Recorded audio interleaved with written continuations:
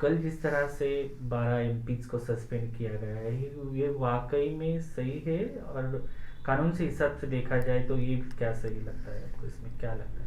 मैं बस यहाँ पे देश की जनता के को बोलना चाहूँगी और उनको ही एड्रेस करना चाहूँगी। जो रूल के अंतर्गत हमें निकाला गया, सस्पेंड किया गया, 256 रूल कहता है कि जिस सेशन में ये हुआ है उसी सेशन से आप डिसीजन ले सकते हैं। आप उस सेशन, मॉनसून सेशन को विंटर में नहीं ला सकते हैं, विंटर को आप बजट सेशन में नहीं लेकर जा सकते हैं। तो रूल का उल्लंघन हुआ है। रही बात दूसरी कि अगर जनता की आवाज़ उठाना, जनता के हित में बात करना, हम कौन से बात पे हम लोग ने प्रोटेस्ट किया था, वो इंश्योरेंस बिल को लेकर था, जहां बिजनेस एडवाइजरी कमेटी का निर्णय था कि उस बिल को नहीं प्रेजेंट किया जाएगा, पर फिर भी उस बिल को प्रेजेंट किया गया पार्लियामेंट में। तो हम प्रोटेस्ट कर रहे थे कि इस पर डिस्कशन होना चाहिए। डिस्कशन क्यों होना चाहिए? क्योंकि इंश्योरेंस वर्कर्स जो थे, लाखों एम्प्लॉयज़ हैं, उनकी लड़ाई लड़नी थी और जो इन्वेस्टर्स हैं उनकी लड़ाई लड़नी थी। पर इसके लिए अगर मुझे सस्पेंड किया गया है और 12 लोगों को सस्पेंड किया गया है, वो लड़ाई लड़ते रहेंगे, जनता की आवाज़ प्रखरता से रखते रहेंगे। किसान हो, महिला हो, कोई भी ऐसा वंचित वर्ग हो जो जिसमें सरकार उनके खिलाफ काम करे, हम करते रहेंगे। एक बात ये भी है कि अभी इसके ऊपर आज वेंकैया नायडू ने बोला कि ये सही नियम से हुआ है करके राज्यसभा में। अब चेयरमैन है, he knows the parliamentary procedure, उनका वास्ट एक्सपीरियंस रहा होगा। हो सकता है उनके अनुसार उनको लग रहा हो कि उन्होंने जो निर्णय लिया है सही है, पर मैं उनको सेंस ऑफ जस्टिस के माध्यम से अपील करना चाहूँगी। उनका लोकतंत्र में बहुत ज़्यादा योगदान रहा है। वो ऑपोजिशन में रहे हैं, वो ट्रेजरी में रहे हैं, वो पार्लियामेंट्री अफेयर्स मिनिस्टर रहे हैं। तो वो भी समझेंगे कि अगर विपक्ष को आप कहीं बोलने नहीं देंगे, बिल्स पास हो जाते हैं विपक्ष को सुने बगैर, बिल्स एक्ट्स वापस ले लिए जाते हैं विपक्ष को सुने बगैर, क्या ये सही प्रजातंत्र के असूल हैं? देश में प्रजातंत्र नहीं है ऐसा भी अपोजिशन कहते रहते हैं, और जो घटनाएं सामने आ रही तो ऐसा लगता है कि ऐसा ही इसी तरह से ही चल रहा है सब कुछ। प्रजातंत्र नहीं है, उसके बहुत सारे पैमाने आप लोगों के सामने हैं। किसान बिल पास हो जाता है, फेडरल स्ट्रक्चर को के हित में नहीं होता है, किसानों के हित में नहीं होता है, पार्लियामेंट्री डेमोक्रेसी के हिसाब से नहीं होता है, कॉन्स्टिट्यूशन के हिसाब से नहीं होता है। फिर आपको देश की जनता मजबूर कर देती है, विपक्ष उनके साथ खड़ी रहती है कि आप उस कानून को वापस लें। तो प्रजातंत्र के जो नियम कानून हैं उसकी आए दिन धज्जियाँ उड़ाई जा रही हैं। तो हाँ, ये पूछना लाजमी होगा कि इस देश में प्रजातंत्र बचा भी है कि नहीं। जिस तरह से देखा जाए इस पूरे सेशन में महिला एमपी तो है नंबर में, लेकिन जिस तरह से आप बात रखती है महिलाओं की हो या किसी भी मुद्दे पर, और भी एमपी को आगे आना चाहिए, ऐसा नहीं लगता?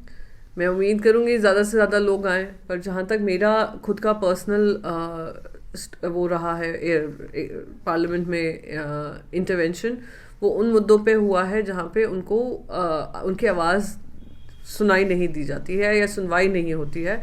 तो जनता की आवाज़ रखना मैं मानती हूँ हर लोगों का कर्तव्य है, हर पार्लियामेंटेरियन का कर्तव्य है। मैं अपना कर्तव्य निभा रही हूँ, उम्मीद करूँगी सभी निभाएंगे। एक बात सही, अभी तो आप सस्पेंड हो गई है, आगे जाके क्या पूरा सेशन आप बाहर रहेगी काम फिर? अब वो अगर चेयर ने ऐसा निर्णय लिया है, हम चेयर से बस अपील कर सकते हैं कि अगर कॉन्स्टिट्यूशनल ओथ हमने ली है और वो ओथ में हमने कहा है कि हम अपनी जिम्मेदारियों का निर्वहन करेंगे पार्लियामेंट के माध्यम से, इतने इंपॉर्टेंट सेशन में जहाँ पे इतने इंपॉर्टेंट बिल्स आ रहे हैं, वहाँ पे हमारी आवाज़ को अगर बंद कर दिया जाए, क्या ये देश के हित में है? ये एक बात ये भी है कि बोला जाता है कि संसद में चर्चा होनी चाहिए और सांसद जनता की आवाज़ बनकर वहाँ जाता है। अगर जिस तरह से आप जो बोल रही कि बोलने नहीं दे रहा है, तो क्या वाकई में फिर लोग के सवाल कहाँ पे खड़े हो जाएंगे, संसद कहाँ पे रखेंगे? ये जवाब आप, ये सवाल सरकार पे लाजमी होता है और सरकार को ये समझना बहुत ज़रूरी है कि अगर जनता, देश की जनता ने आप पे भरोसा जताकर आपको सरकार में की जिम्मेदारी निभाने का मौका दिया है, तो विपक्ष को भी ये मौका दिया है कि कहीं अगर सरकार गलत कर रही है तो आप उनकी आवाज़ बनकर आप पार्लियामेंट में रखें। आप उनको सस्पेंड कर दोगे, आप लोगों को डिसमिस कर दोगे। ये वही गुजरात मॉडल है कि जैसे ही असेंबली सेशन शुरू होने वाला होता था, सारे विपक्ष के एमएलए को सस्पेंड कर दिया जाता था और उनको सदन के बाहर निकाल दिया जाता था। तो वो मॉडल आप दिल्ली में लागू करने की कोशिश करें, उसकी भी लड़ाई हम लड़ते रहेंगे। गुजरात मॉडल दिल्ली में कौन लागू कर रहा है? लेकिन ये सवाल तो आप सभी जानते हैं, इसका जवाब भी मैं समझती हूँ देश के कोने कोने में देश का हर बच्चा तक जानता होगा कि गुजरात मॉडल कहाँ पे लागू हो रहा है, किसने ऐसा लागू किया जहाँ डेमोक्रेसी की हत्या होती है। 2 दिन का सेशन होता है, उसमें विपक्ष को सस्पेंड कर कर बिल्स पास हो जाते हैं। वो किसने किया, किसके अंतर्गत हुआ, वो डेटा ही आपको बता देगा, और वो अब दिल्ली में कायम है। एक आखिरी सवाल मेरा कि अगर आप सेशन में सस्पेंड नहीं होती तो आप किस मुद्दे पे ज़्यादा सवाल करती सरकार को? इनफैक्ट मैं शुरू करने वाली हूँ, जो मैंने 0 आवर के इंटरवेंशंस के लिए मैंने डाले थे, मैं वो सारे इशू शेयर करूँगी देश की जनता के सामने, ट्विटर के माध्यम से, फेसबुक के माध्यम से। महिलाओं के मेल न्यूट्रिशन के बारे में हो, अनीमिया के बारे में हो, महिलाओं को लेकर अभद्रता जो सोशल मीडिया पे होती है उसके बारे में हो, क्रिप्टो करेंसी के बारे में हो, जिस तरीके से प्राइस राइज हो रहा है और आम जनता को तकलीफ हो रही है उसके बारे में हो, महाराष्ट्र के मुद्दे हों जहाँ पे महाराष्ट्र की वैक्सीन को लेकर या कोविड कवरेज को लेकर या कोविड सपोर्ट को लेकर समस्या हो, उन सारी बातों को लेकर, एनवायरनमेंट को लेकर। मेरा खुद का प्राइवेट मेंबर्स बिल एक्सेप्ट हुआ था और it was to be listed.